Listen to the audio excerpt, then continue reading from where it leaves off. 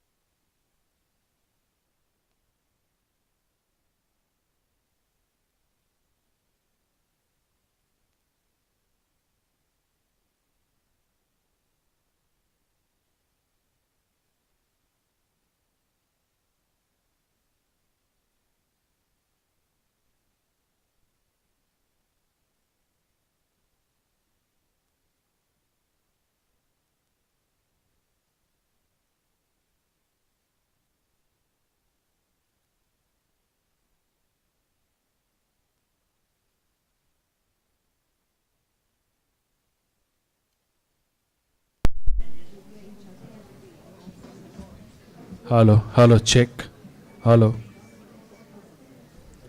Ma'am सुन्दैछ hello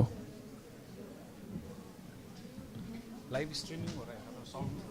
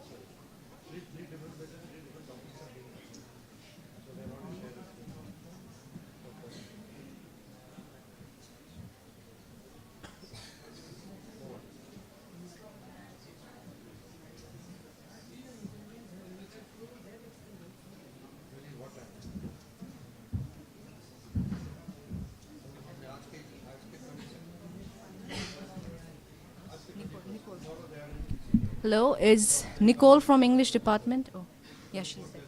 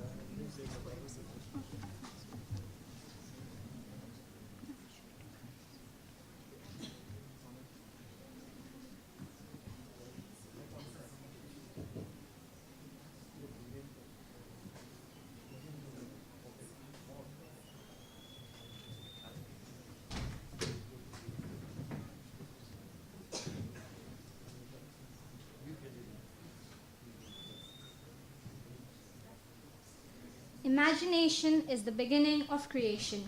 You imagine what you desire, you will what you imagine, and at last you create what you will. George Bernard Shaw.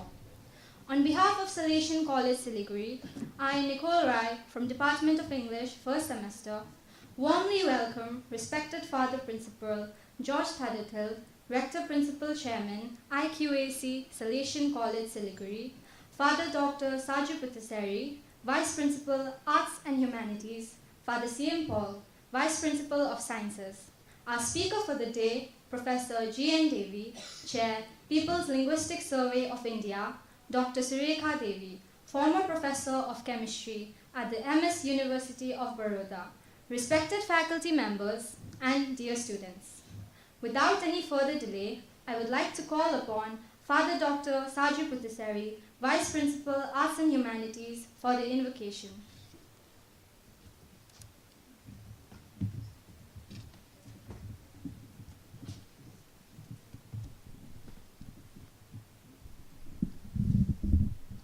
Let's all pause for a moment, taking comfortable position.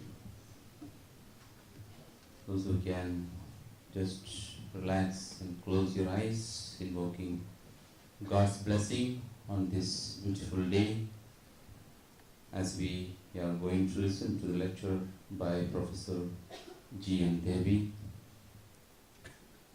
We believe that God is with us. God is guiding us, directing us every moment of our life.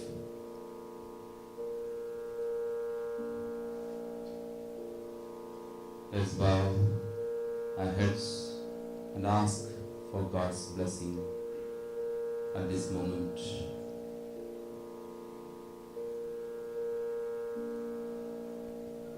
All-wise God,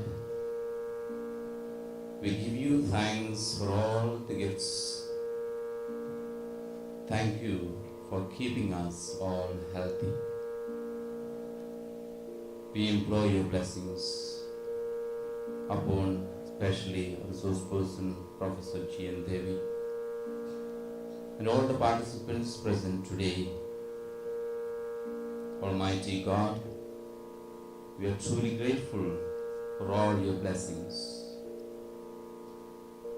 Protecting, caring for each one of us, continuously reminding us of your infinite knowledge and love. May we humbly ask you to extend your divine wisdom to all the organizers and participants. May they all be blessed as they continue to discover their talents and enhance their knowledge. You have uniquely created me for greatness. May your favor, O God, and your blessing of greatness be on everything that I do. I pray for protection as I live this day. When deep within me doubt and fear arise, and my heart leans towards insecurity, I seek your care and protection. As the storm draws near me, I pray that you give me strength and courage. Protect me and my family and everything that I care about. I pray that you will comfort me in my suffering. I ask you for your complete and total healing of every cell in my body. I surrender to you all my hurt, pain, worry, doubt, fear, and anxiety, and I ask you to wash me clean. Help me see the obstacles as opportunity. Help me see beyond my limitations. Expand my perceptions so that I can return to truth and love. O God, we invoke your infinite blessing that we may be led from ignorance to the true knowledge. We may be guided to transform our darkness to light, remove our despair, and lead us to hope, to the divine wisdom, love, and peace.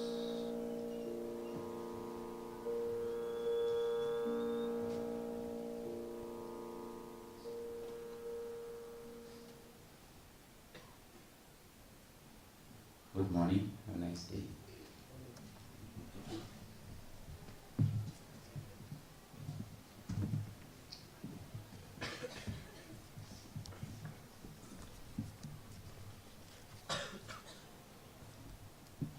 Thank you, Father. I would like to kindly request Father Principal George Thadadil, Rector Principal Salesian College Siliguri, for his opening remarks on the Salesian lecture series.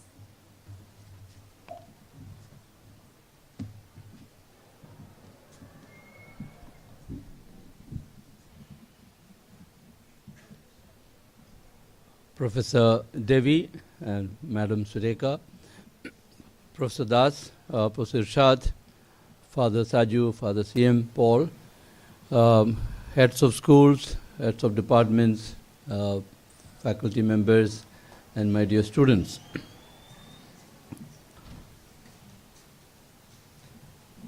An educational institution is an ideal setting, partly because it is a controlled environment. Here, all of us behave, all of us try to be the best we can be, and we are expected to be.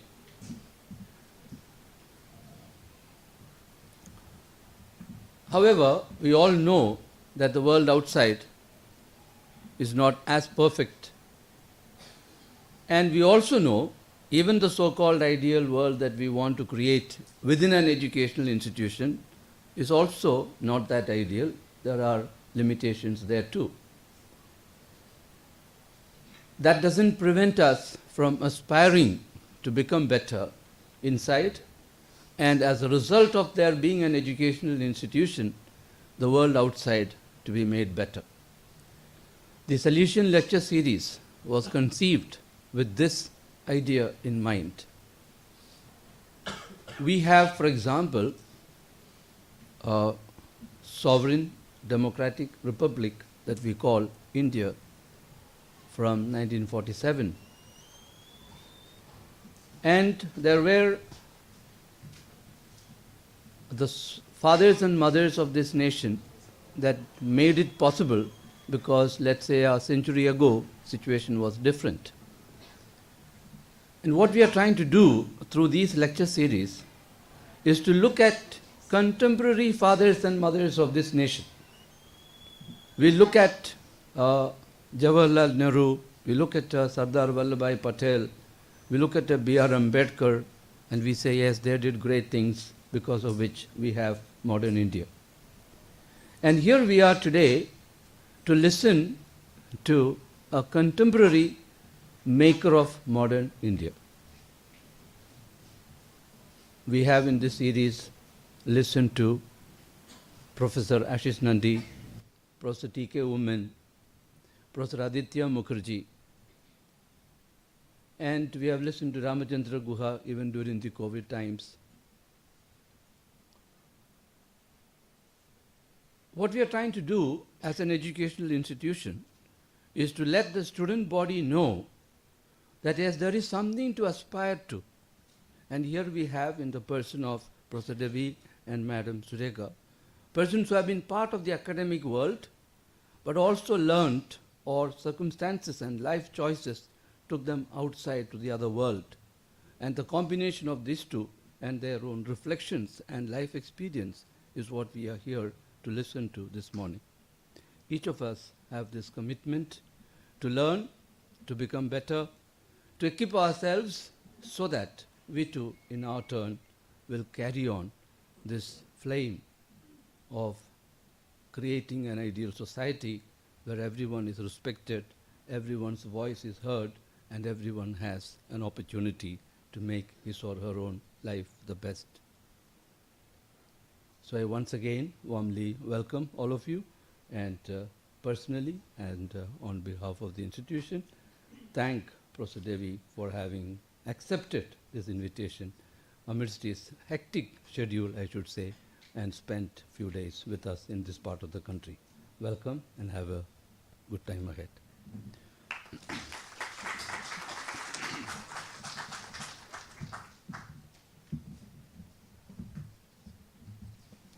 Thank you, Father.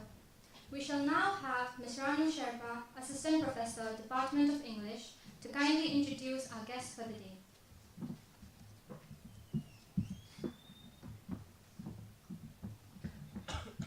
Once again, a very warm welcome to one not present here today. It is my honor and privilege to be introducing our speaker for the day, Professor Devy. Professor Devy is a thinker, cultural activist, and an institution builder best known for the People's Linguistic Society of India and the Adivasi Academy created by him. He writes in 3 languages, Marathi, Gujarati, and English. His first full-length book in English, After Amnesia, 1992, was hailed immediately upon its publication as a classic in literary theory. Since its publication, he has written and edited close to 90 influential books in the areas as diverse as literary criticism, anthropology, education, linguistics, and philosophy. Devy was educated at Shivaji University, Kolhapur, and the University of Leeds, UK.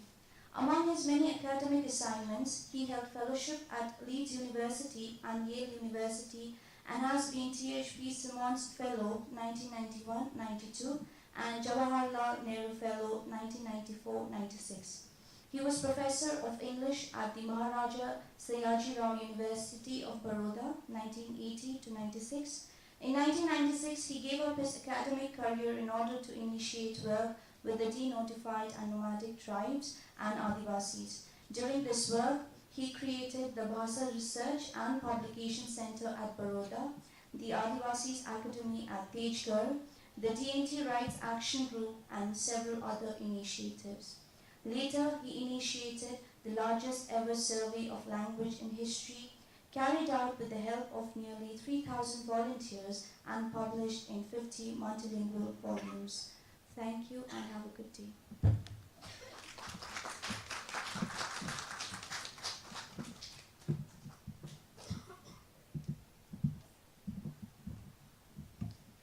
Thank you, ma'am. I would now like to invite Father Principal to felicitate Professor Devy and Father Vice Principal to felicitate Dr. Surekha Devi.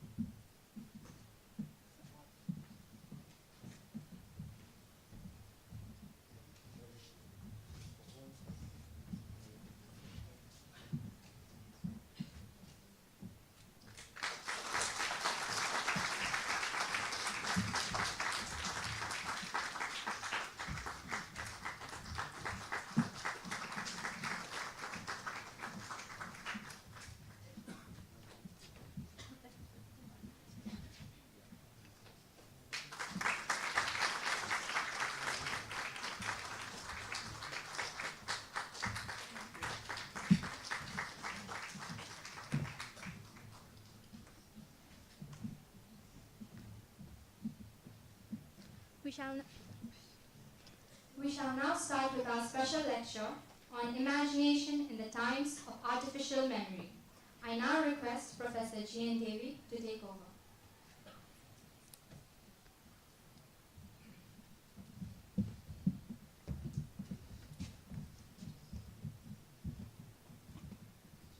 Father Principal George, Father Paul, Professor Irshad, all eminent academics and student friends. I want to thank all of you for wishing for me this morning, and I know your wishes will make my life journey smooth, peaceful. Thank you. God bless you. I am here this morning to place before you, in the simplest possible way, some of the difficult challenges of our time. And in order to do that, I have chosen the title Imagination in the Times of Artificial Memory. I want to thank you, sir, for asking me to come and give this lecture,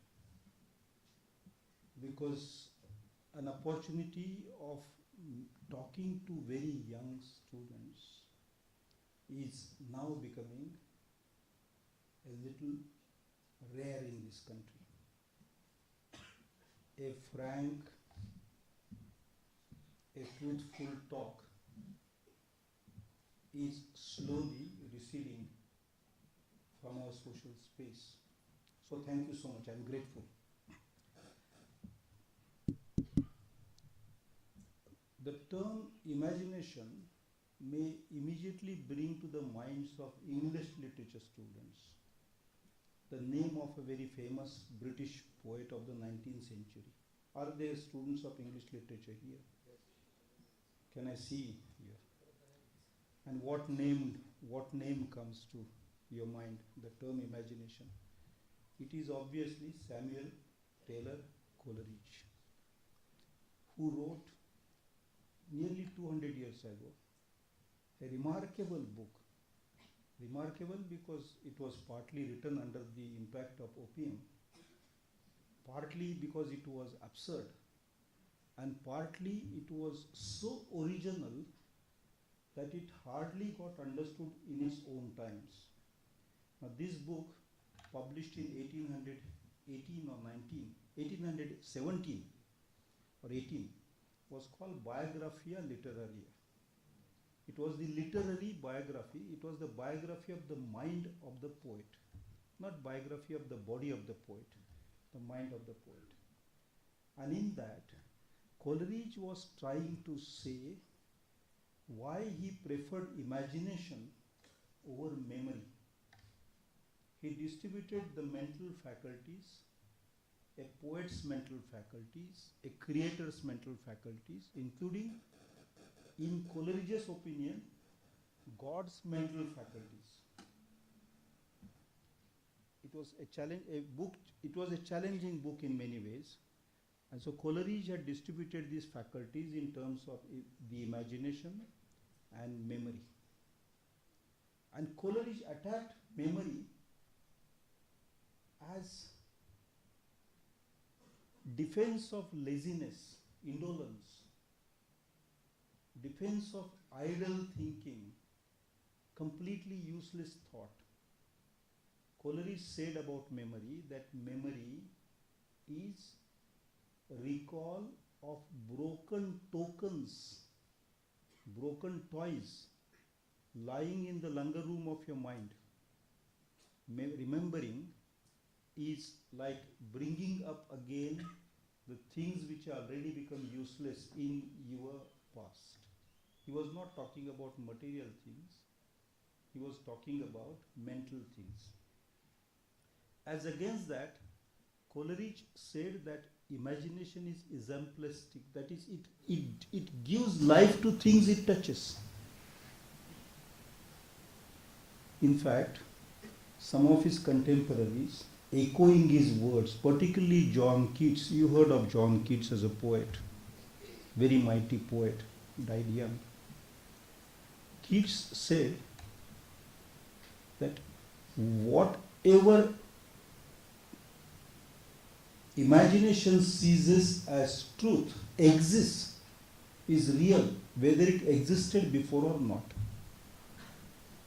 Don't tell me that it has not been in existence, but you just imagine.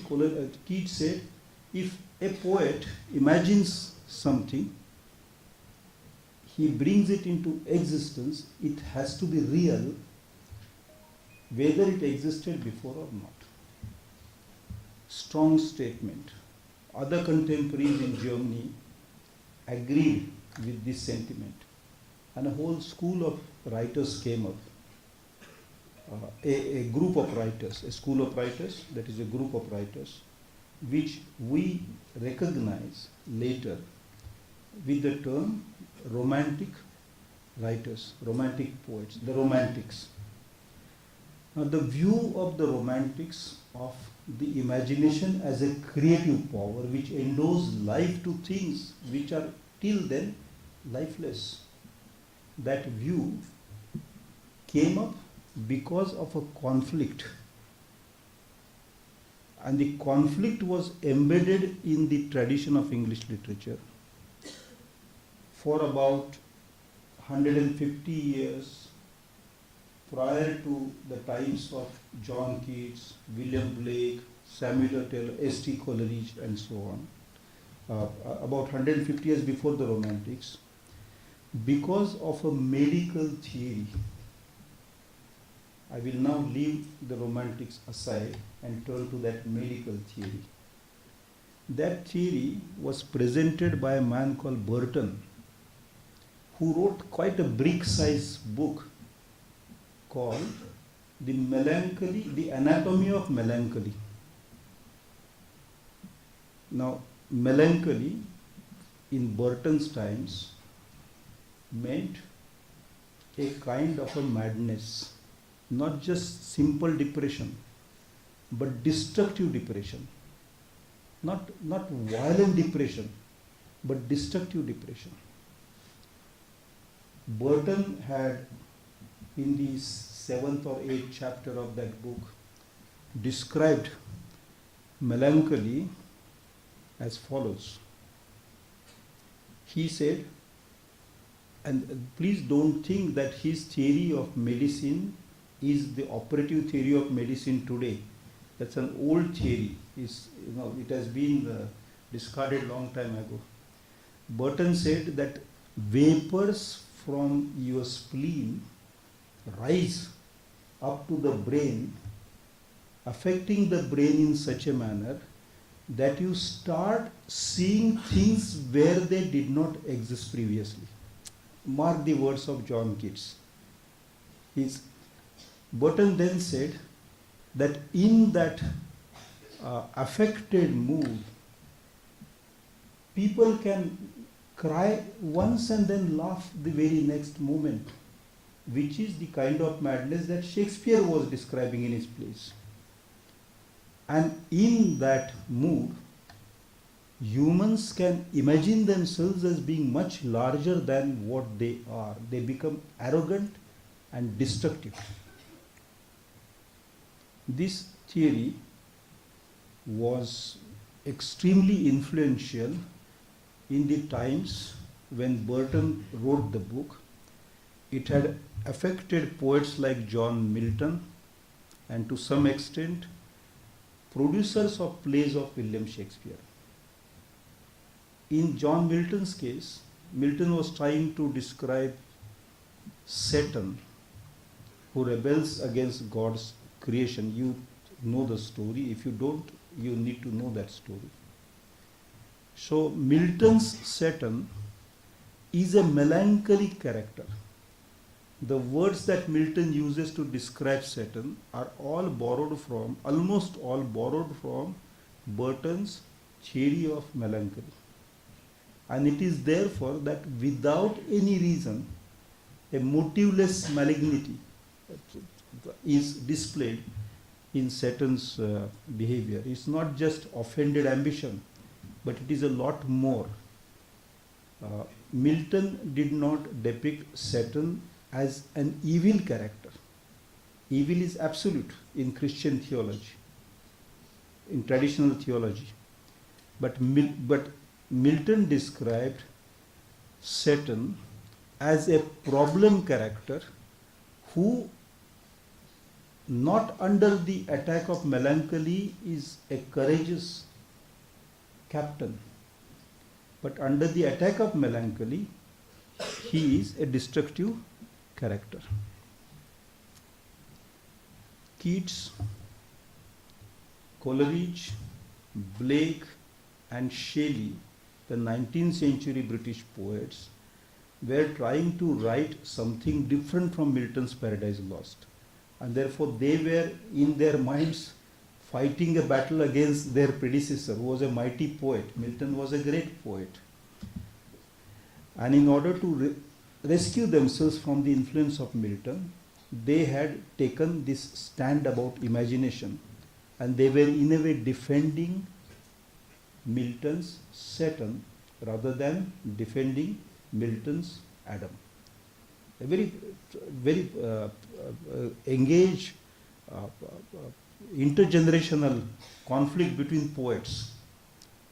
Now, why I am bringing this entire story to you is to say that precisely at the moment when the Romantics, the 19th century British poets, were defending imagination, human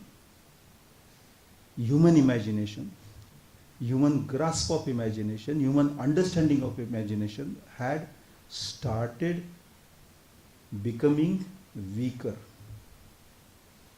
In order to show why it was becoming weaker, why the grasp of imagination, why the understanding of imagination, why the operation of imagination, they were becoming weaker, I will turn to another story now.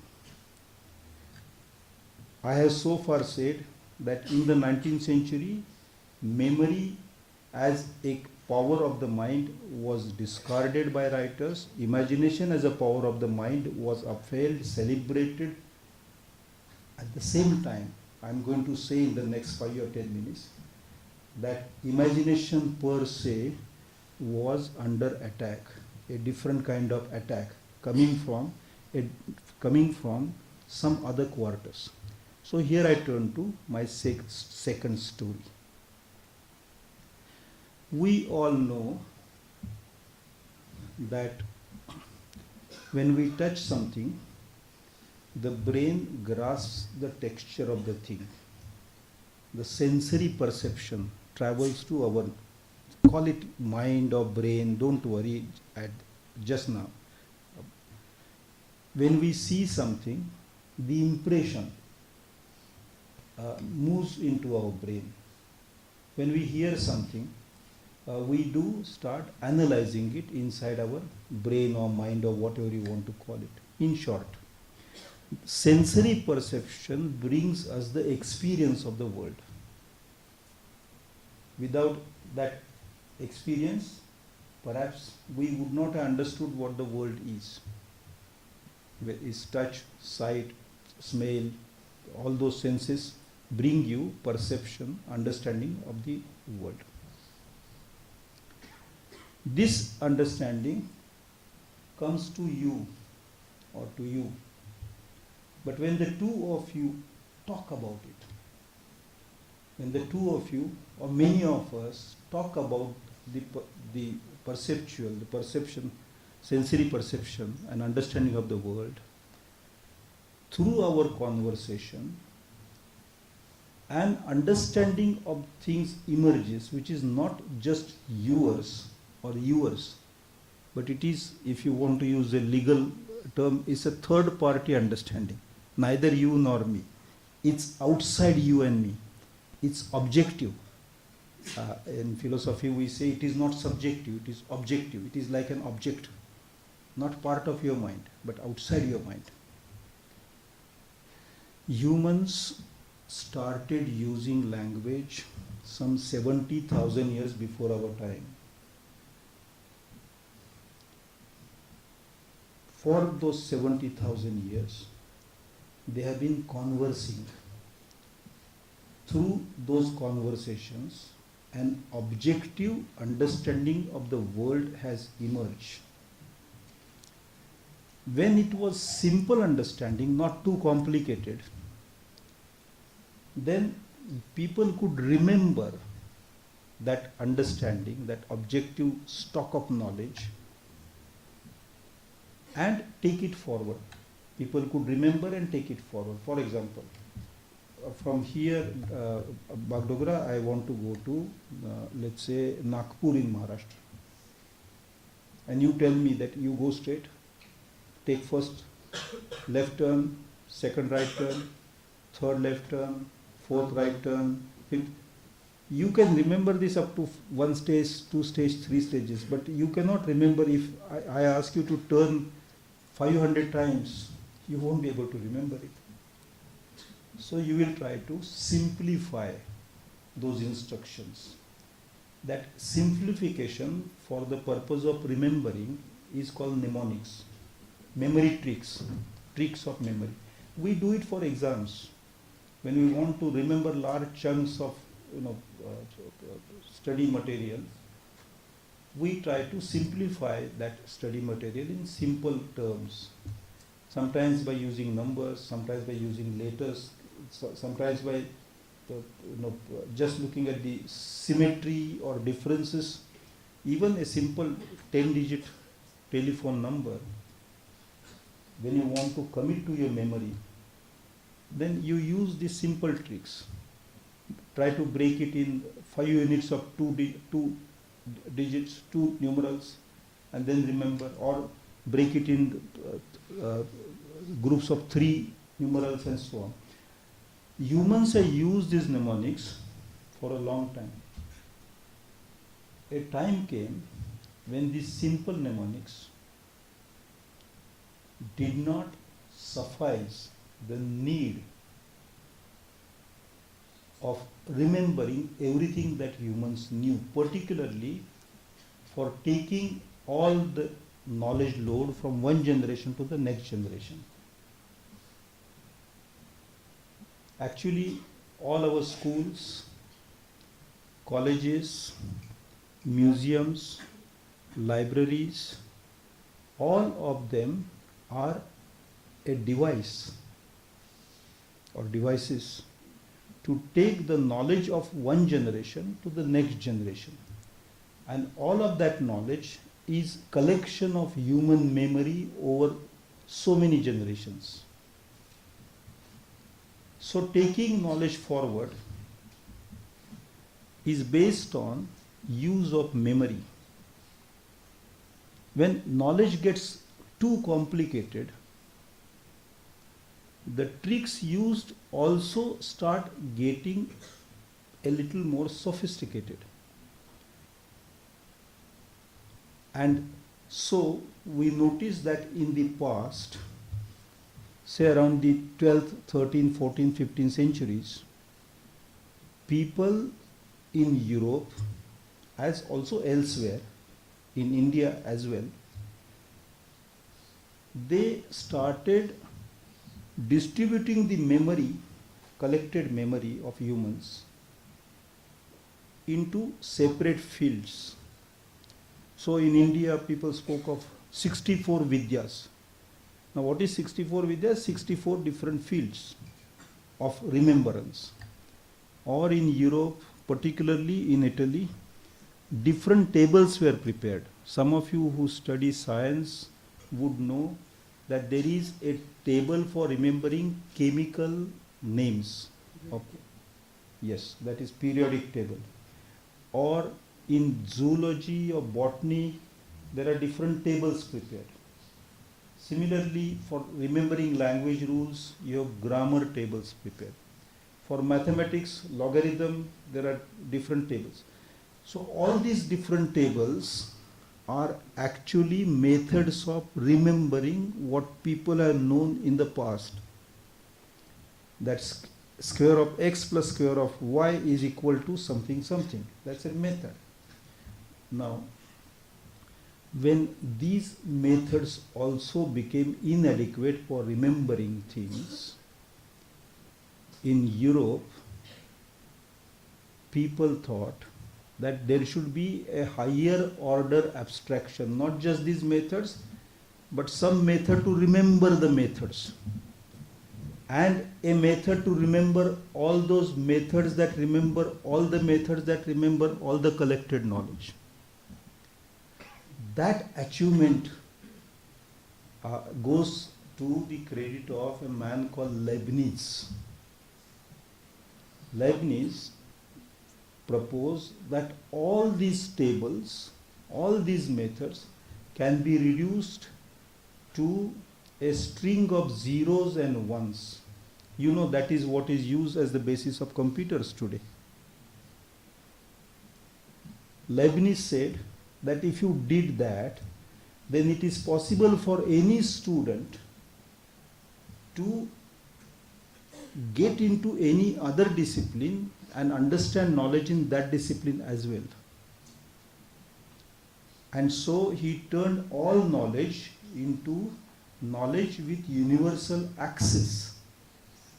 And it is because of his method that all knowledge giving institutions, higher knowledge giving institutions, were called universities. A university is not an institution which teaches you about the universe. We don't know enough about the universe still.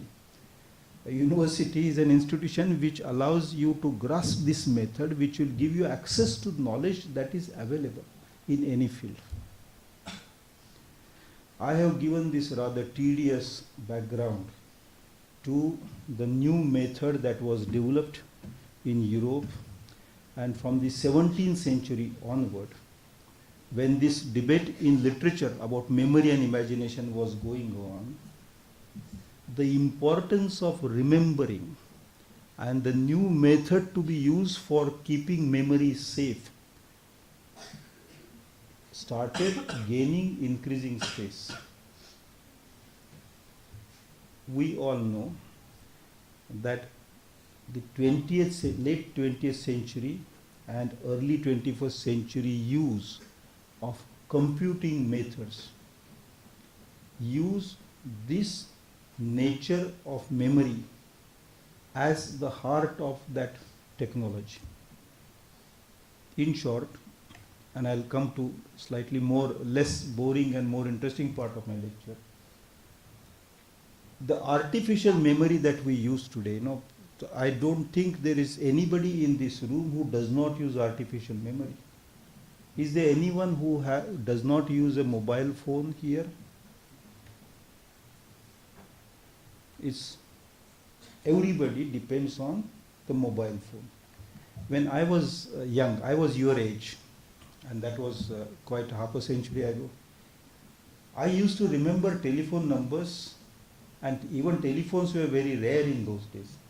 But I used to remember telephone numbers of all my friends in Bombay and all my friends and relatives in Ahmedabad and all my friends and relatives and their friends in Delhi just in my head. But believe me, today I do not remember the telephone number of my wife.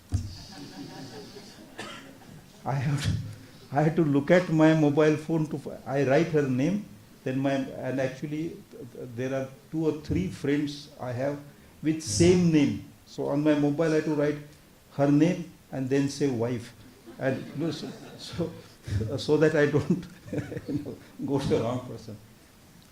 Dependence on artificial memory has multiplied. Humans have lost a great amount of their natural ability to remember as of today. And possibly, very, very often I have found my professor friends complaining they say that students no longer read books. But let me make you happy by sharing one very wonderful finding by a scientist in Britain. This scientist in Britain, her name is Marian Wolf. She did study on reading habits. She is a professor of education, and she works on cognitive part of the education, what happens inside the brain. She's come to the conclusion that in future no children will ever read. Because the Broca's lobe, that part of the brain which processes language, is called Broca's. Broca was, the scientist who described that part of the brain. So that part of the brain, is very tired now in the process of the evolution of the human species. The brain no longer wants to process the knowledge about the world through language, through word. The brain is keen on processing the world, knowledge about the world through image, through visual. There was a time, friends, when some friend told me something great or good. I used to say, I actually used to say, I'm delighted, I'm so happy, I'm so glad. But today I don't do that. I just, send some image like this, or like this, or like this, or like this, like the visual, the graphic is replacing language. A survey of language behavior of children in Canada in 2004 or 5 came up with the conclusion that most children cannot structure a complete sentence anymore. They are very fond of using broken sentences. We are the only country where English is spoken in complete sentences. And the last country in the world where English is spoken the way English should be spoken. I don't know if you've seen My Fair Lady, in which there's a song, but why can't the British speak English? Because Indians are speaking English now. The British won't. Language fatigue has set in. And this question of memory is related with language in a very profound way. I said earlier that at the time, Coleridge, Keats and Blake were defending imagination and attacking memory. Something else was happening in the world which brought memory back into discourse.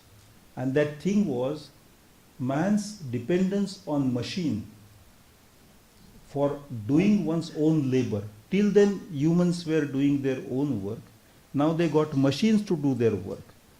Till then they were walking, or maybe horses were walking and men were riding in the horse hansoms and horse carts and horsebacks. But then machines started driving humans. The dependence on machine had started multiplying, and dependence on machine eventually led to this increased importance of memory, now bringing us to the use of artificial memory, which this technology based on Leibniz's explanation of the world made available to us. In our time, artificial memory, which we use as citizens, is welcomed by citizens, thinking that that technology is democratizing the world, democratizing knowledge. But please wait before arriving at that conclusion. This technology of artificial memory is used by the state powers. By the state powers, I don't mean Bengal state. By governments all over the world and by corporates that engage people. For example, when I joined as a lecturer some university, I could go to my office, teach students, discuss with them, go back home. Only very few universities allow that. In most universities and colleges, you have to,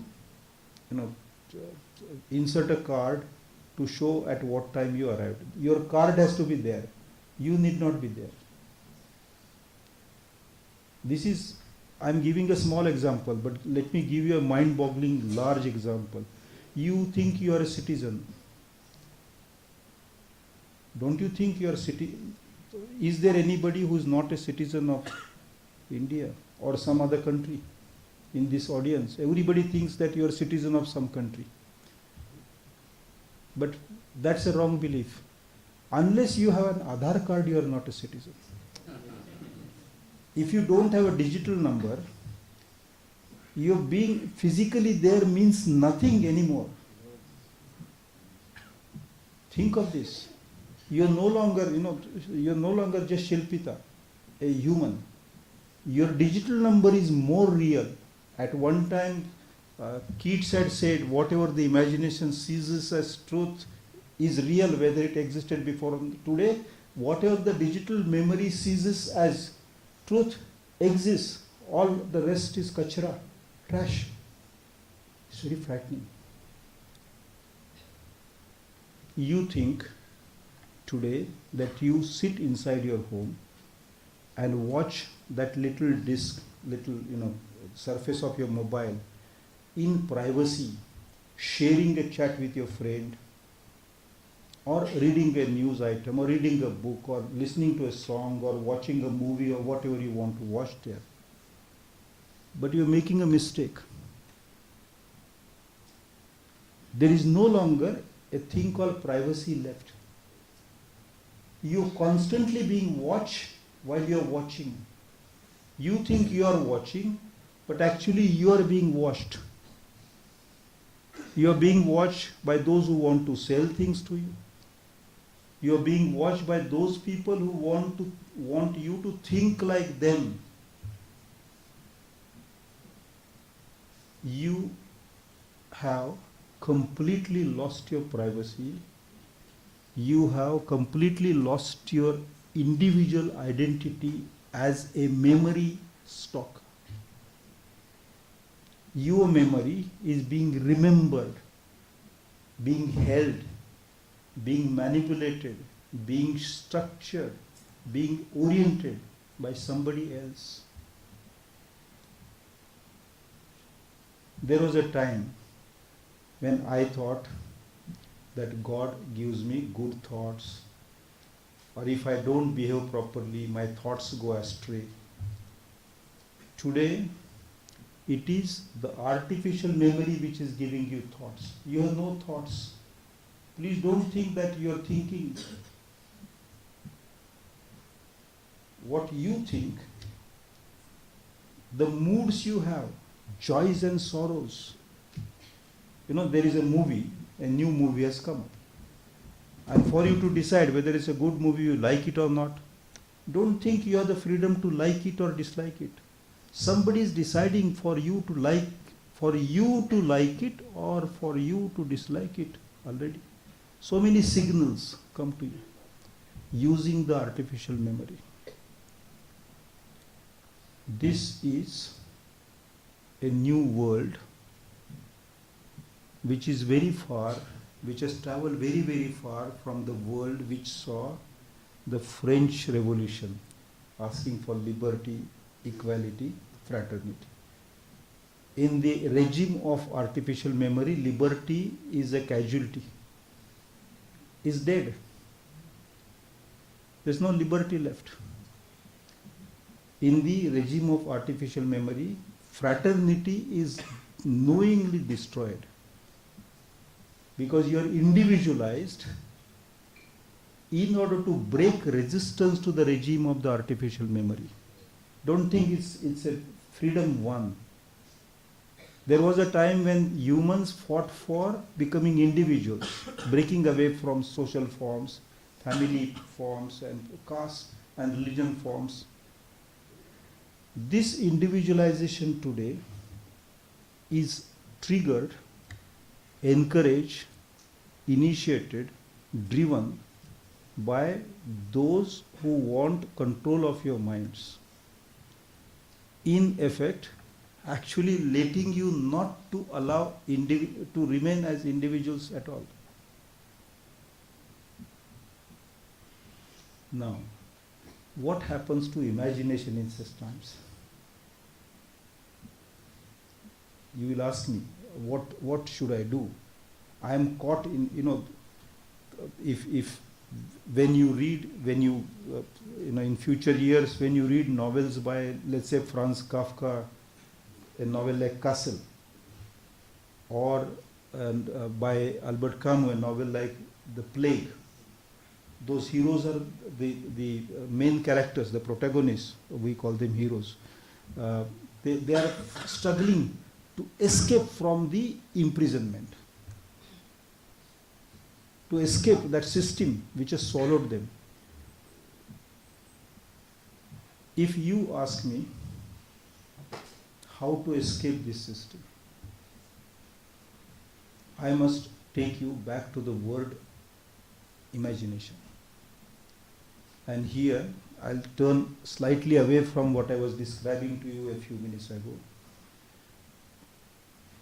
I would like you to focus on just these two words as words: memory and imagination.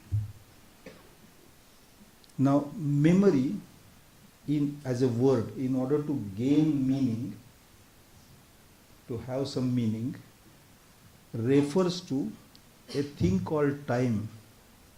Unless there is time in existence, there is no memory. The term memory asks you to go back to a moment which is in the past. If everything is in the present, there is no need for memory. But because everything is not in the present, you have to use memory.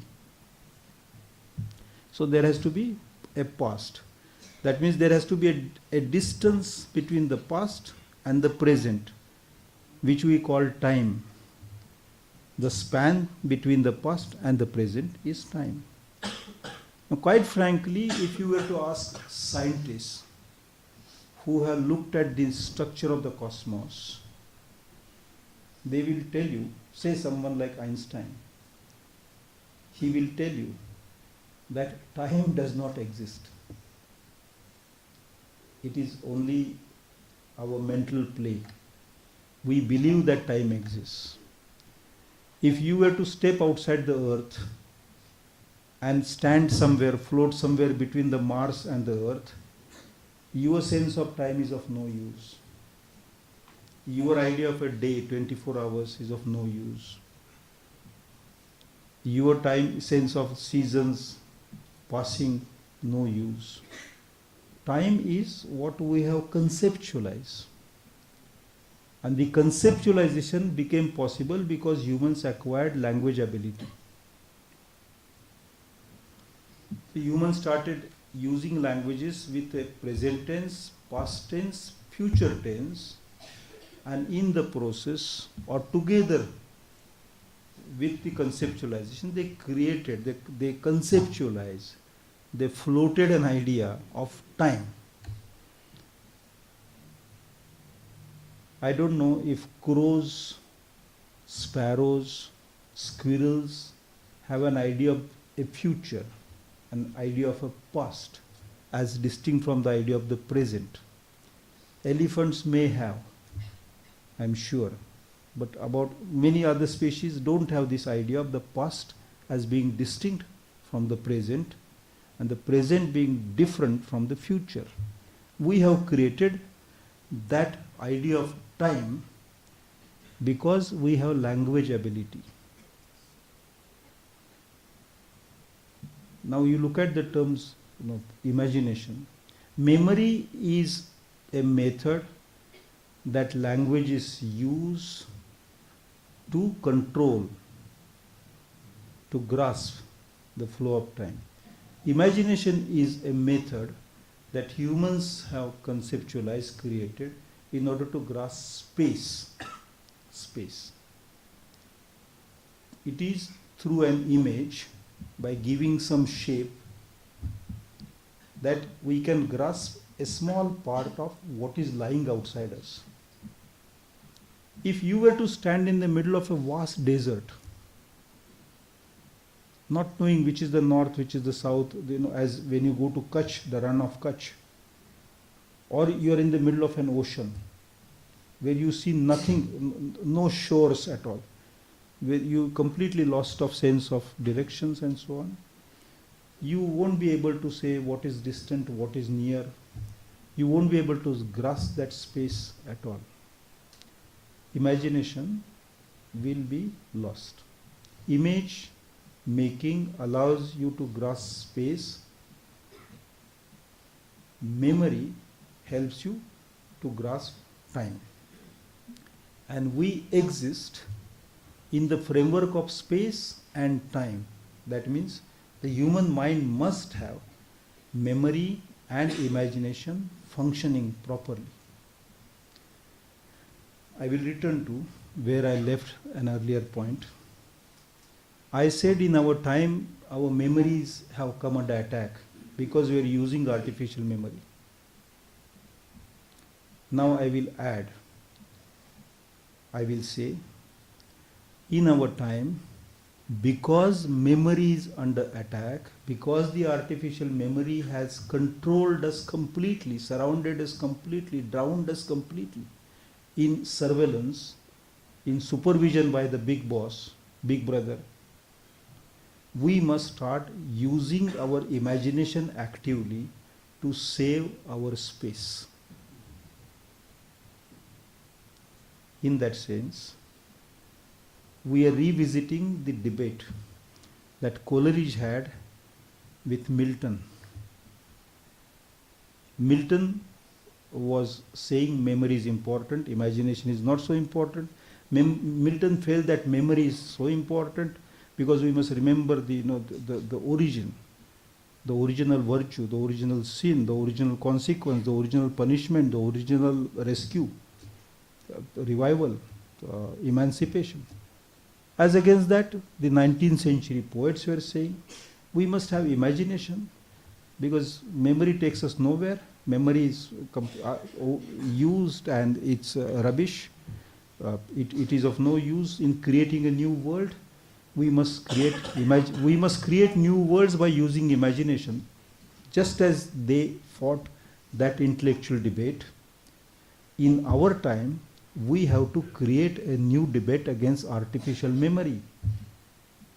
But does the debate of our time compel us to go from artificial memory to artificial imagination? The answer is no. Artificial imagination, that is just comics, your internet comics, changing shapes of humans into some superhuman shapes, or make them look like mice or rabbits, or that is no imagination. That is just gimmicks. Imagination in our time would mean the following. It would mean to bring back dignity of an individual as an individual again. And whatever you need to do for doing that is your imagination. In our time, imagination would mean fighting for every kind of freedom. If memory, artificial memory surveillance is taking away freedom from you, then your being imaginative would mean fighting for every kind of freedom, not just your freedom, but other people's freedom as well. It could be freedom from a form, it could be freedom from a tyrannical idea, it could be freedom from surrounding violence. Please think of this. If you do not learn to struggle and fight today, you are already submerged under surveillance, under artificial memory. Don't think that you are going to grow up, then become very important citizens, then be happy, get married, have children, then have grandchildren, tell them stories of how great your life you led. Don't think that is possible, because no space is left. The artificial memory is already been there. Please remember, a time is coming we are very close to that time when our major decisions will be made by machines. And many humans, today we think of majority and minority in terms of how many Hindus, how many Muslims, how many Christians. All those things are going to be outdated very soon. The large majority will be people in next decade or 20 years or 30 years time. Large majority in the world, not just in this country, will be of people who prefer to become cyborgs. Cyborg is a new species. Not humans, not Homo sapiens. Cyborgs are partly the memory chip and partly the human body. And I'm not fantasizing. It's happening. It has already happened to a large extent. Partly machine, partly human. That new species is taking birth before our eyes. And by the time you grow up, really, I mean, in your world, the world will be dominated by the majority that is of cyborgs. Cyberspace, you know, people, the netizens, the citizens of the cyberspace.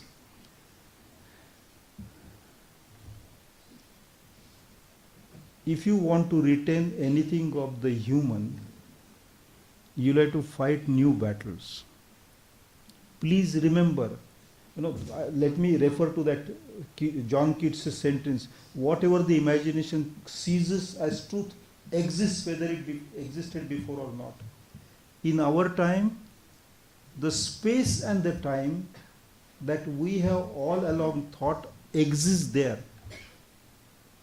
which we have always thought that space is already there, time is already there. You are born into space and time. At once I said in this lecture that we are surrounded by space and time. Please remember that the virtual time, that the cyberspace time is not like our time. Does the cyberspace have a sense of the past? Absolutely not. The past and the present and the future collapse together in that space. The virtual space is not a space where, you know, if you were to shoot me, please don't do it, but blood will flow. But in the cyberspace, that blood won't flow. And take my word seriously, most of us on the globe are spending about 75 to 80% of our time in the virtual space, not in the real space.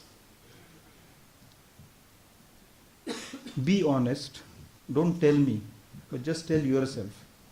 When you wake up in the morning, in how many minutes after you open your eyes, you rush to your mobile?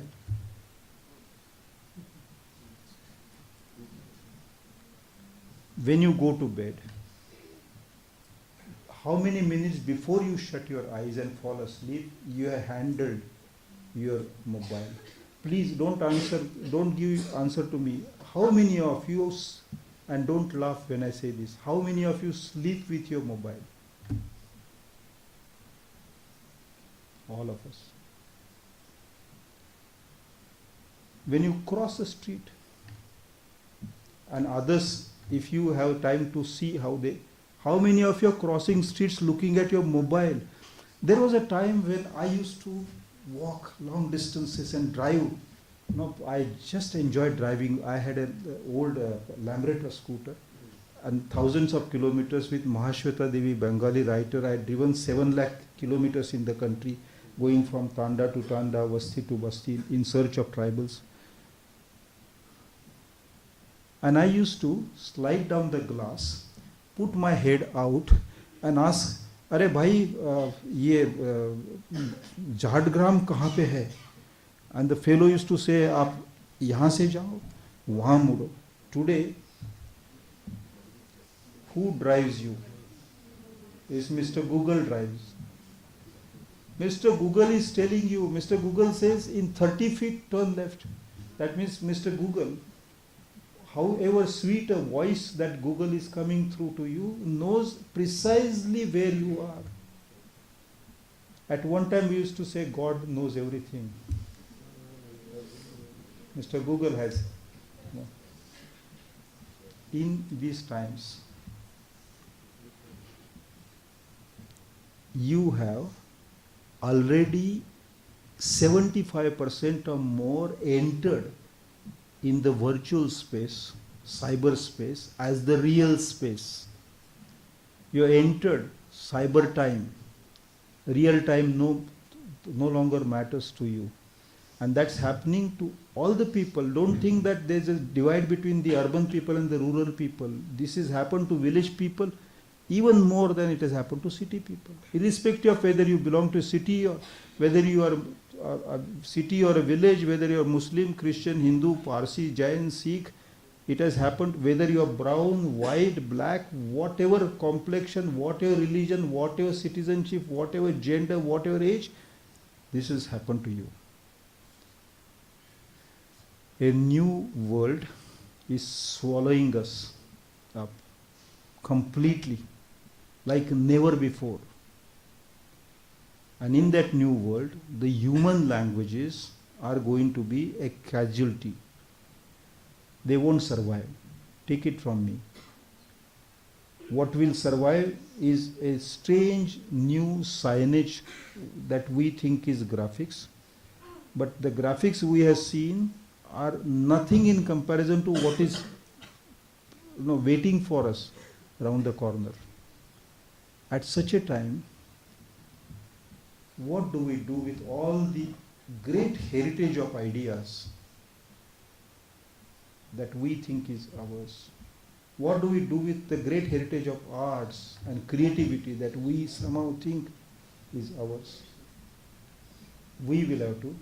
There's only one answer, and that is to fight the oppressive regime of the artificial memory, you must learn to use imagination. And by use of imagination, I do not mean getting into fantasies. Imagination is no longer available inside your heads. Imagination is in the streets. It is in the quarters of the poor. It is in the localities of the oppressed.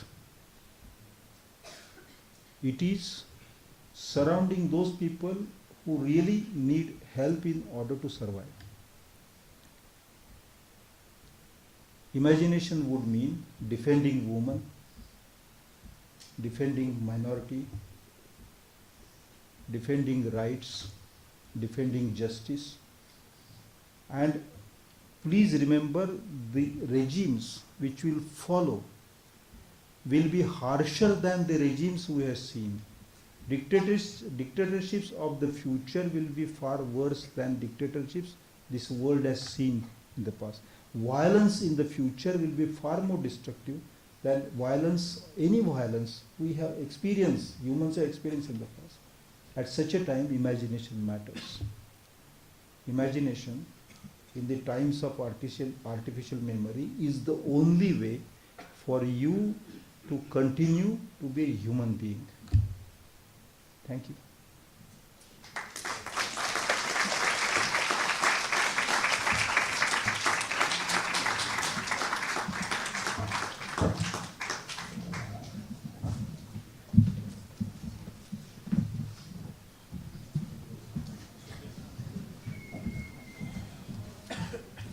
Thank you, Professor, for the enlightening lecture. We will now have a Q&A session, and the floor is open to anyone for questions.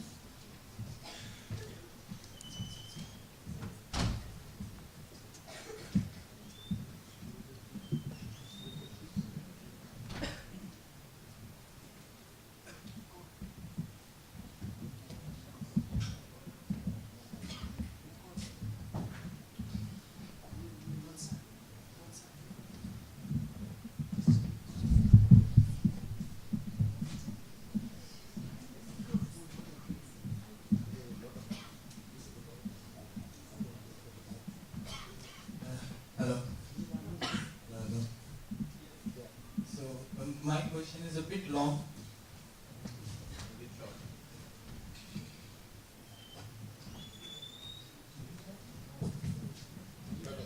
Hello.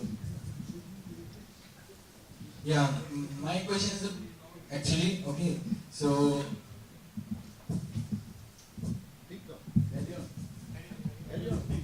yeah, so people lack memory and imagination right now, and directly or indirectly we are being programmed as per the consumer society. Okay. I can hear with great clarity. So please continue.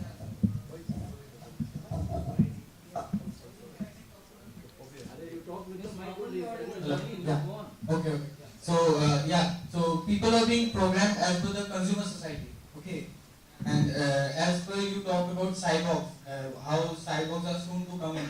So can we think that we are indirectly or directly biological machines and are we being programmed by the multinationals just for their sake of work or just for their use? And another question that I have is, does imagination still has a value in the era of artificial intelligence? Thank you. It's a very good question. I mean, the fact that you asked this question is an assurance of your continuing to be a human for a long time. Thank you. You have heard that word development, and so often it comes in our discussion. हमारा गांव बहुत develop हुआ है, हमारा state नहीं develop हुआ, हमारा देश डेवलप है, हमारा देश नहीं डेवलप हुआ, वगैरह वगैरह. The definition of the term development has changed several times over in the past. The most radical change came about in the 1960s when a Russian astronaut came forward with a very strange idea of development. Till then, the idea of development, I am answering your question. A long question deserves a long answer. Till then, people were talking of development in terms of how many calories children get, how many are the noses enough, long enough or short enough, or something like that. What is the hemoglobin? What is the height, stature of people, and how many bicycles they have, or how many radio sets or TV they have. Those were the material things. The Russian astronaut said, set aside all these chota things. Just think of how much energy an individual gets. So say when we have these many lights, let's say we're using about 10 watts or whatever the unit is for. In order to answer an imagined situation where humans get maximum amount of energy, that is, they are maximally developed. One mathematician, his name was Dyson, he conceptualized a new arrangement, and Dyson's arrangement was, let the earth have a cover made of infrared light, or light rays, and that cover can be opened and shut with the help of a remote. Just as you switch on the television, or these days people switch on their home lights, people do, drones clean their homes and they use remotes now. So Dyson said, some 10 or 20,000 kilometers above the earth, let's create a shell which will open and shut when you want. When the sun's light comes in, the shell will take it. Then it will conserve it by shutting the shell. If that happens, and God forbid, it should not happen, but if it happens, then according to Dyson's idea, mathematician, each one of us will have so much energy that you can use extremely fast transportation. You can attend this lecture. For the next lecture, you can go to Jupiter, and for the lecture after that, you can return to this classroom again. If Mr. Dyson's shell comes into existence, let me share. The quotations are already floated for constructing such a shell. Was it Freeman Dyson? Yes. That gentleman, Freeman Dyson? Yes. Who died in the year 2020? Yes. In Canada, a company, and one fellow from Bhopal has invested in that. Young man, a rickshaw driver, has invested in that company. Now, why does such an idea of development come up? Because some humans believe that it will be possible to colonize the cosmos. Only controlling the earth is not enough for them. They don't think they belong to the earth. They think the earth belongs to them. My tribal friends think they belong to the earth does not belong to them. But these people who think that development is unlimited unleashing of one's aspirations. And we all know how the aspirational society is being lauded, being encouraged, being praised today. Nobody is talking of curbing aspirations. Everybody is talking of multiplying aspirations. 14-year-old children are setting up big companies today and become multimillionaires in 3 years' time before they pass the 12th standard exam. We know this. This is a reality. The desire to control the cosmos is the ultimate as of now. We think that the Big Bang took place, when the systems came, solar system came up, 1400 crores history, and we are here as a progressed species. The people who have this kind of strange idea of development think that we are not even started developing. We are still at a very primitive stage. Now, in that new idea of development, if we start, we meaning people who think, an animal that thinks has control over intellect, if that species wants to live in spaces outside the earth, my voice is carried to you through air. There is no air there. My language is not going to be of use. Only electromagnetic waves can communicate. Gravitational rules are all mixed up there. So there are no houses like houses we know. You are not going to be eating food the way you are eating here. You are not going to produce and reproduce the way you are going to produce and reproduce here. You have been producing and reproducing here over the last 14 billion years. Cyborg is preparation for getting into that new role that humans have envisioned for themselves, that is becoming the Lord and Master of the cosmos. But that is an extremely destructive path, not just for us, but for all other species. Because just as Dyson visualized that line of development, Freeman Dyson, similarly, there are other scientists who sat together and just 6 years before, 5 or 6 years before today, in London they gathered and they said, we have crossed all the thresholds, all the limits, and we can no longer go back to better times in future. And they called the new times to come as the Anthropocene. Holocene is the time, is a global climate age which began roughly 9,600 years before Christ. That's roughly 12,000 years before our time. Holocene began. Holocene was the time when the earth was warming up a little bit, allowing grass to come up, birds to come, and because of birds, other animals to grow. Because of animals, people like us started multiplying in numbers. While we were there, Homo sapiens were there, very few in numbers. They multiplied in numbers. Today we are 800 crores all over the world. That era has ended. Anthropocene is the time when the footprint of humans, that is, you use the term consumer, consumption footprint of humans on the natural resources can never be reversed now. The only path ahead is going down till the extinction of life itself. So we have two paths before us. One is unlimited development and becoming the master of the cosmos. And the other path ahead of us is destruction of all species till this earth is left as a charred planet, as a burnt out planet. We have to choose between these two paths.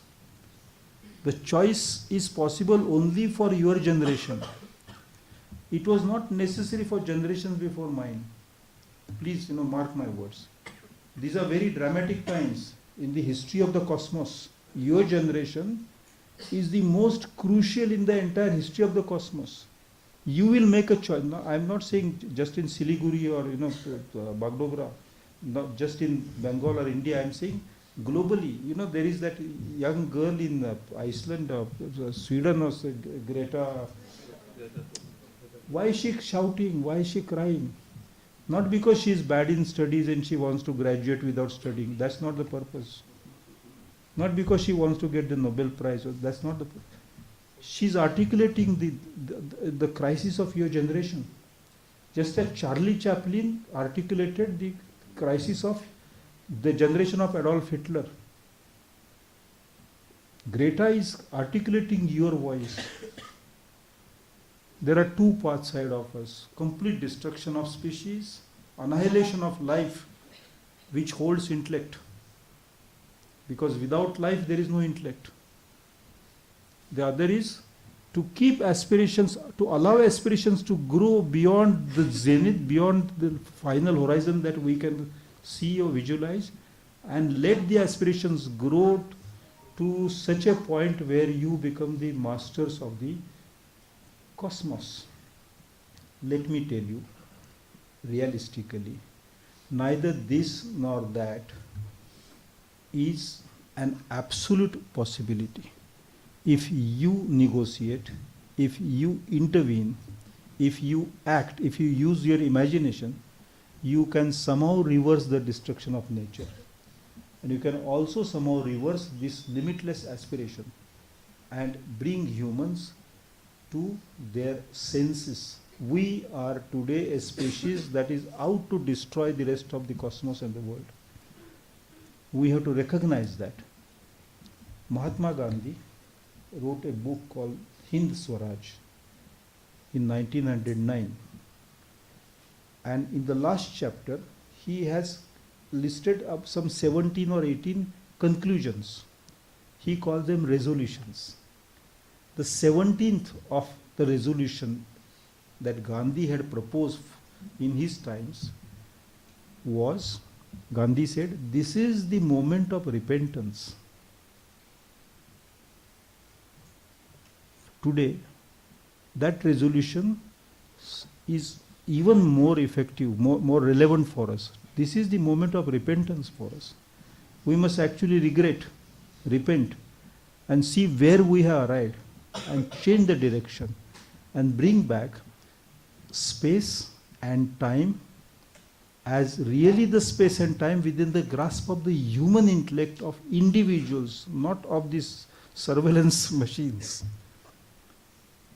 Cyber is a good idea where labor can be saved. I mean, you'll ask me, someone should ask me, do you want people to do manual jobs and clean your latrines and gutters, or do you want artificial memory to do that? I want a machine to do that work, not humans. Definitely. But there's a limit. I do not want a machine to come and give a lecture to you tomorrow, and machines to attend that lecture. Quite frankly, in classrooms today,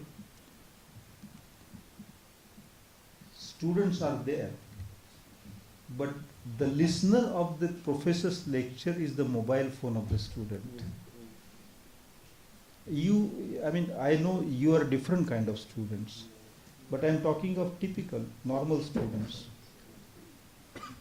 We must, and why does a student do it? To save time. Why does the student want that time? Because time is being robbed from the student by the surveillance, by artificial memory. In order to rescue yourself from artificial memory, you are using artificial memory. तो poison से आप मर रहे हैं, उस समय और poison लेने से ज्यादा जल्दी मर जाएंगे. Think of this. Think of little things you do and you don't do. I think the answer to your question is a change within yourself. And if you change yourself, the world will change.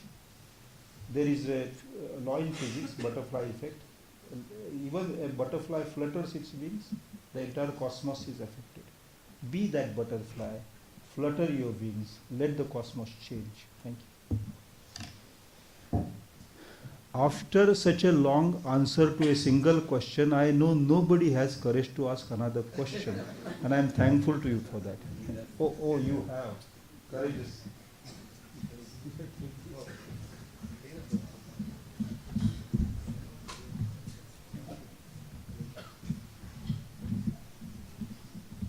Yeah, it's working. You can say. Hello. Thank you, sir, for your wonderful talk, and I agree totally with what you have said regarding memory and how it is getting attacked at this time. I was thinking about something else when we talk about the coming of the AI. We more or less talk about the intelligence and how it has a learning curve. The AI constantly learns, and that is why it is dangerous. Like for instance, if I place a robot here and I ask it to reach to that end of that row and I give it no instruction, it will first take the long route. Then I teach it shortcut, it takes the shortcut. Then I say I want it even more faster time. So what it will do is not it will just jump over people because it does not have any idea of ethics or morality. Then I have to teach it ethics, that this is not ethical. So now you have to take a shortcut but maintaining the ethics. You cannot jump over people. So this is how it learns, and at one point of time I will not need to give it instructions. It will learn by itself. That is where we say the AI is intelligent. And yeah, that way we are reaching dangerous levels, but there is still time. But I think more danger is when we are teaching it how to imagine. And we have already started doing that. That is my fear, because already there are applications which are teaching it how to imagine things. There are already many applications like Midjourney is one of them, which can create paintings out of just some commands. And the AI is constantly learning how to do it. After a point of time, I think human intervention will not be needed. Can create paintings out of just colors and basic shapes and tools. Can create wonderful paintings that we can never even imagine. And already there are some objects that the AI has imagined without our intervention. So personally, I would think that this is not how the AI will do it, but when. When are we hitting that limitation, that zone till where we can no longer control it, or we cannot hinder its imaginative potential. So that is again a question of time. When. Another thing that I wanted to know from you is there anything we can do in that point of time when we can even lose imagination to AI? What can we do? Because you said it as a solution. Imagination is our solution towards a receding memory. But when imagination itself is now maybe getting imitated by the AI, what is our solution then? Thank you. Thank you. See, inside, you're absolutely right. Machines have started painting paintings and composing songs. In fact, most musicians now compose songs with maximum number of neurons.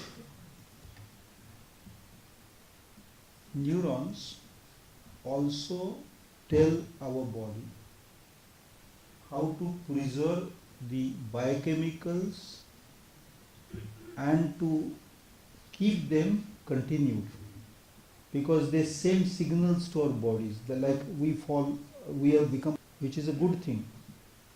It tells us where, or if an artificial memory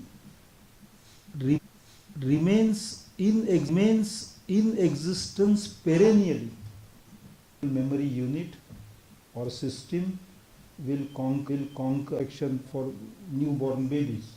Their long lines are there appearing outside those. Some of those babies will be taken home with chips installed, which is frightening. Then of course we don't know what will happen, what kind of species will emerge. But that is too frightening for me to think. I know I am not going to be around for very many years. I feel very happy I was able to read my Keats, Coleridge, Kafka, Burton, Shakespeare, Milton, Camus, Kalidas, Tagore, listen to my Bhimsen, Joshi, Gangubai Hangal, Kumar Gandharva. I could see movies of Ritvik Ghatak, Satyajit Ray. I could meet people like Mahashweta Devi or Anant Murthy, listen to people like Ashish Nandi, chat with Ramchandra Guha. I feel I have satisfaction. But for you, there is a challenge. Your times are complicated. And in order to understand those complicated times, you will have to give time to get into complicated sociological issues and complex political problems. It is no longer possible for one to just be at home, listen to Vivid Bharati, Binaka Geet Mala, or some such, or read some romantic poem and some fancy ghazals, and spend a lifetime singing marriage songs or getting dressed up in designer's saloon and having photographs of weddings and birthdays and how I was eating the cake, how I ate the spoon also. That kind of thing is not life. It is slavery. You have to decide to be whether you want to be slaves or to be independent. And independence does not mean rebelling against Delhi or against Calcutta. Independence means revisiting thought, revisiting imagination. Please do it, because this situation is really, really alarming, really serious. Unprecedented situation in human history has come.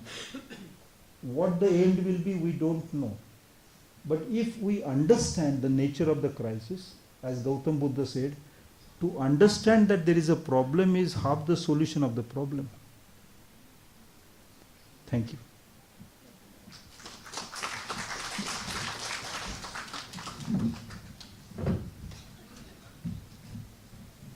Simplifying. I know that is not, it was not so simple.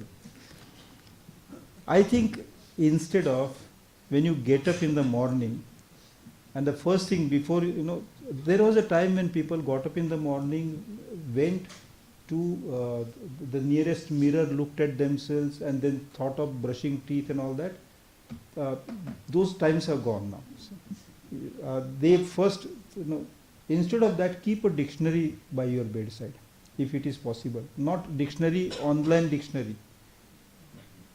There used to be a thing called dictionary. I don't know if you, a long time back. A real simple dictionary. Open it and contemplate on one word, any word. Think of its meanings every day. After 2 or 3 months, if you fall in love with language this way, you will notice that your mind has started working differently.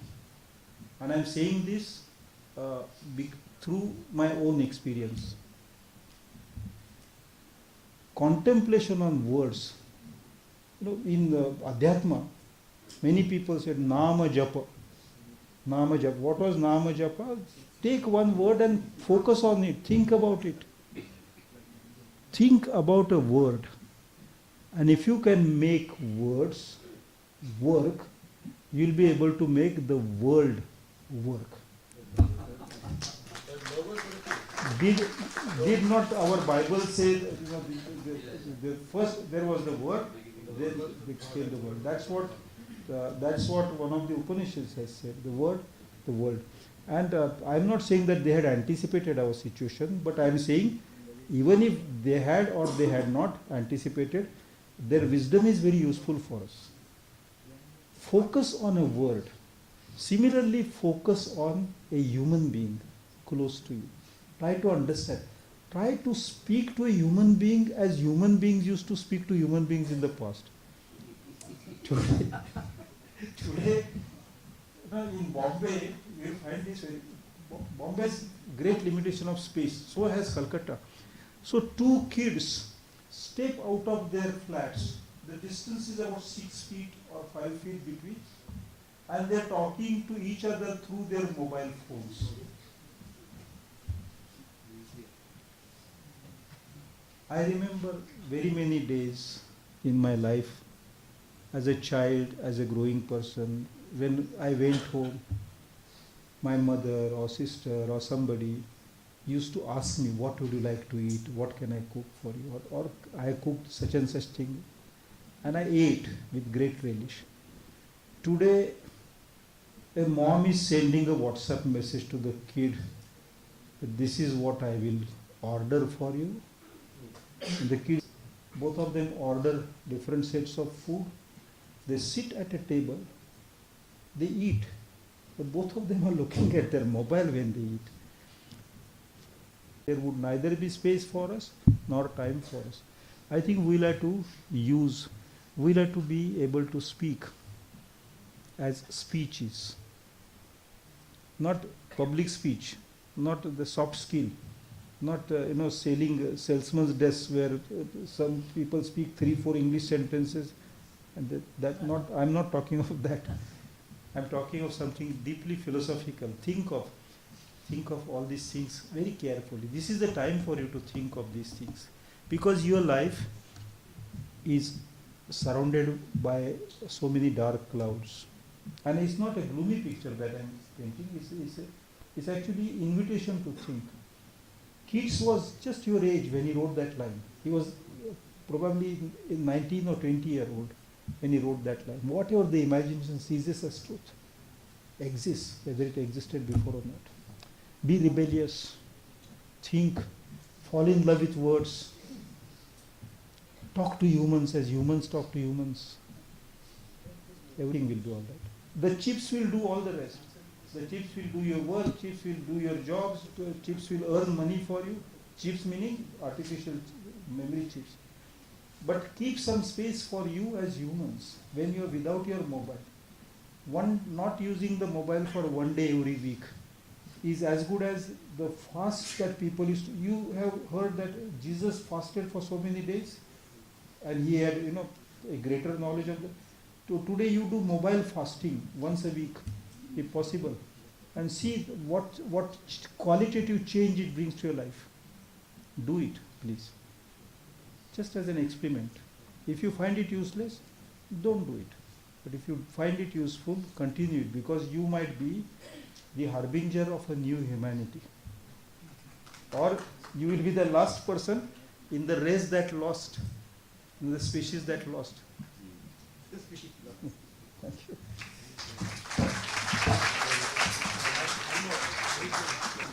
Okay.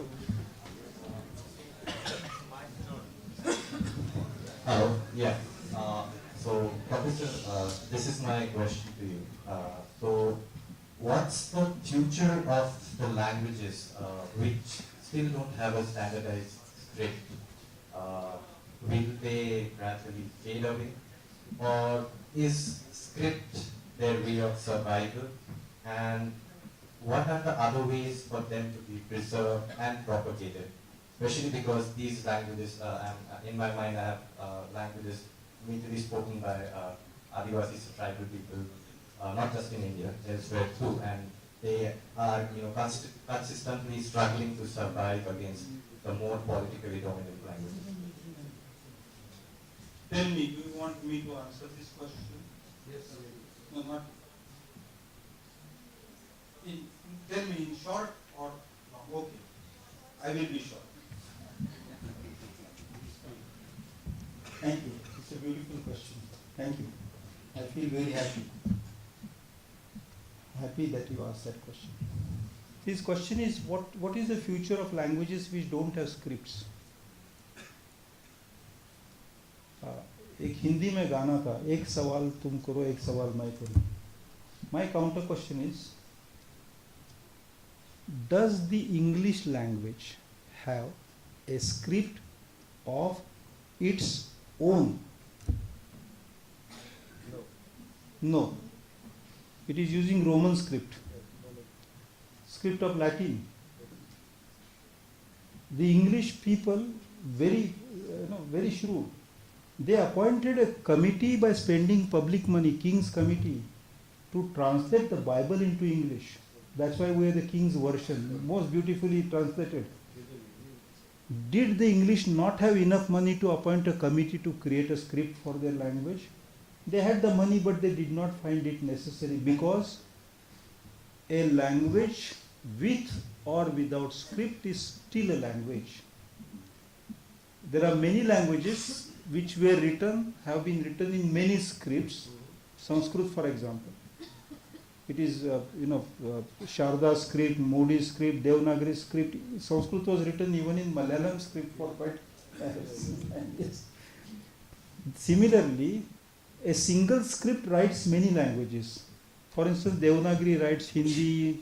Now even Nepali is being, yes, Hindi is being, even Urdu is being forced to be written in Devanagari now. Marathi is written in Devanagari. A script is not synonymous with a language. Script is not the body of a language. The body of the language is the words of the language and the grammar of that language.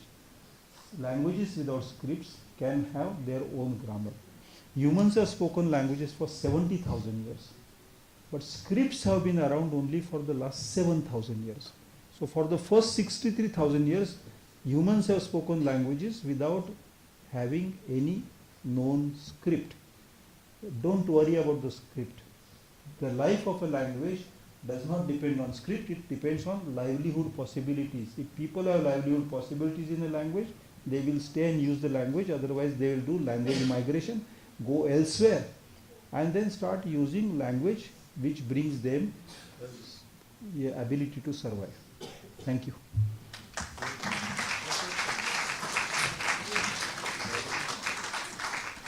One sentence I should have added, pardon me.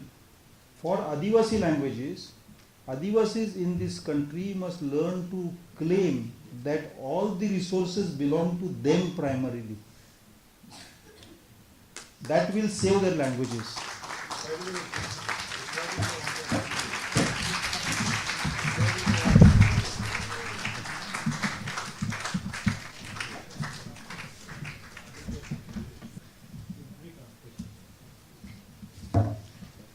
I would now like to call upon Father Principal to share his reflections on the lecture.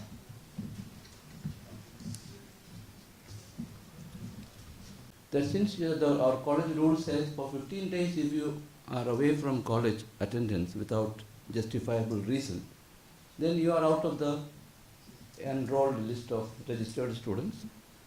You have to take readmission and continue. He did not show that slip to the parents. Mother says, no, we did not know about this.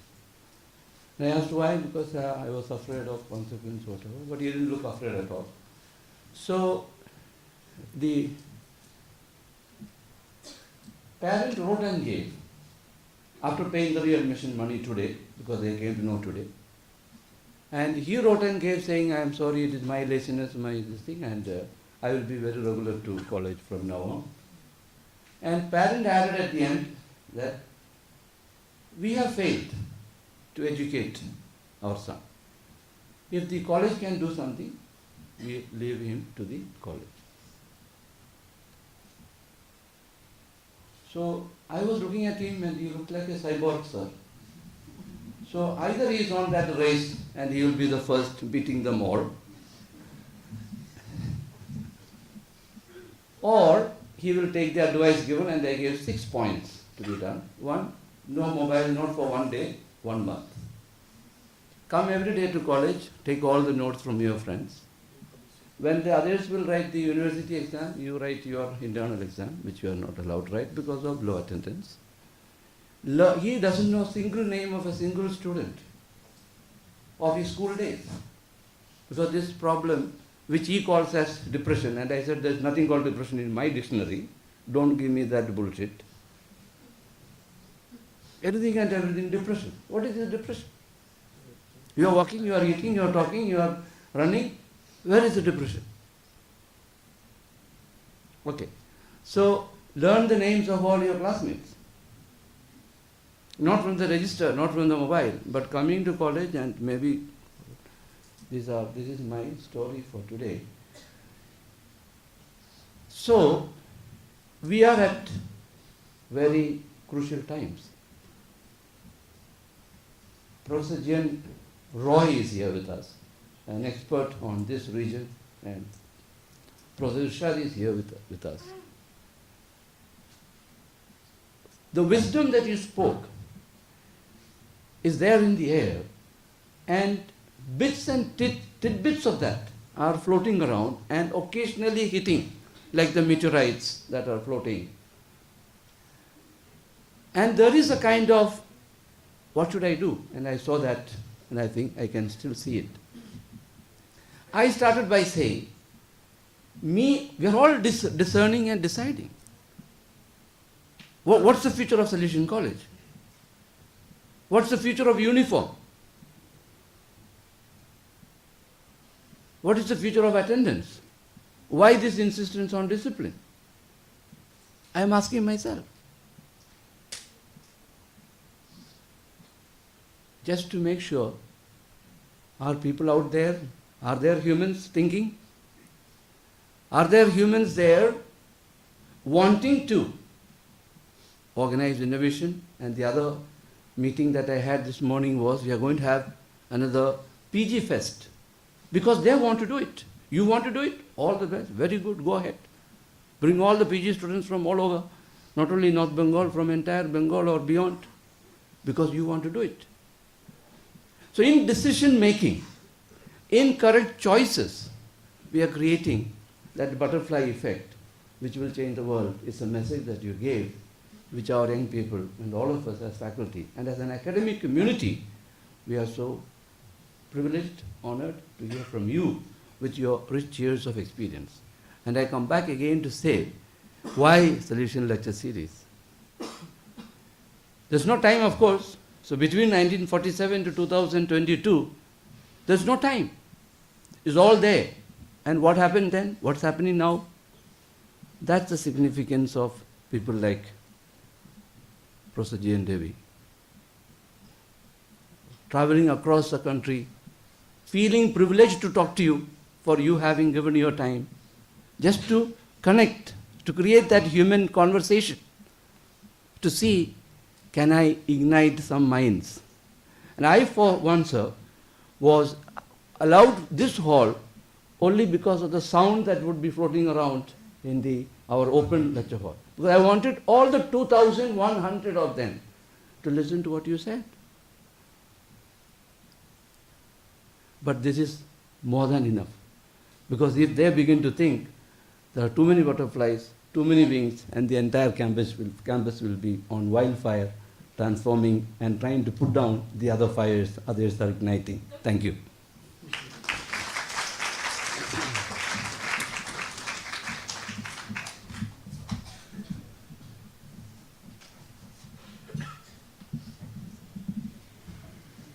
I would like to call for the principal again to present the memento to Professor Devy. Memento.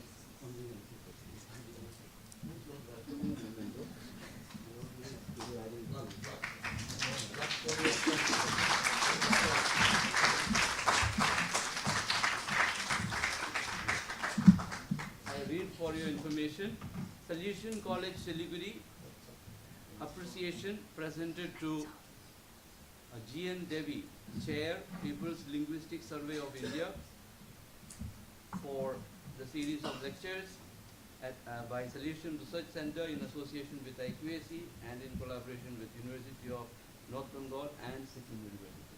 The entire region is honoring you in this small spot. Thank you very much.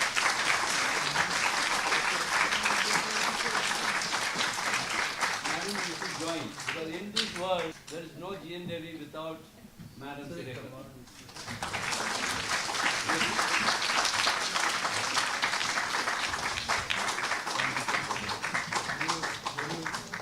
On the matter, from a distance I thought you're giving me a mobile phone. So, thank you, privilege. Thank you.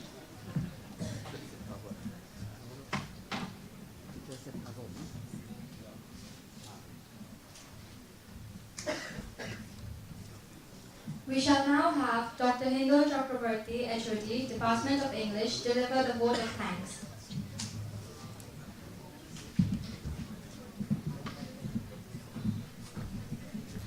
Is this working, Ravina?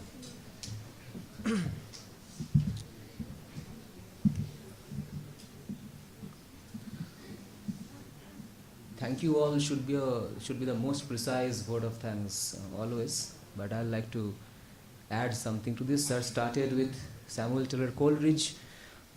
Let's finish it with Wordsworth then. Probably the most popular and most well-known poems of William Wordsworth has been Daffodils. It starts with, I wandered lonely as a cloud.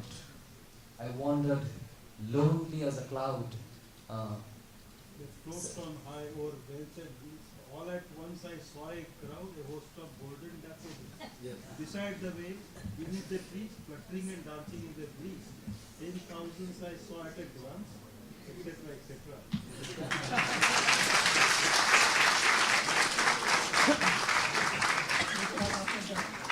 Sir, I really thank this day, as we all were eagerly waiting for this lecture, you all know. And the day has finally come, so we should thank the day primarily. Having Professor G. and Devy and ma'am is our pleasure, and I thank them for being with us, for my sincere respect and thank to Prof and Management and Vocational Studies. My sincere thanks to all the HODs, faculty members, support staff.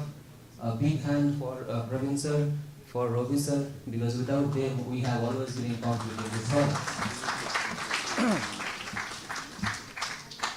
And last but not the least, you all students who slept, who did not sleep. You were here, that is why you always stand in this part of the hall. And sincere thanks to all of you present here with us for the active listening and all-out participation. I thank you all again. With Father Principal's permission, we will sign off today. Thank you so much.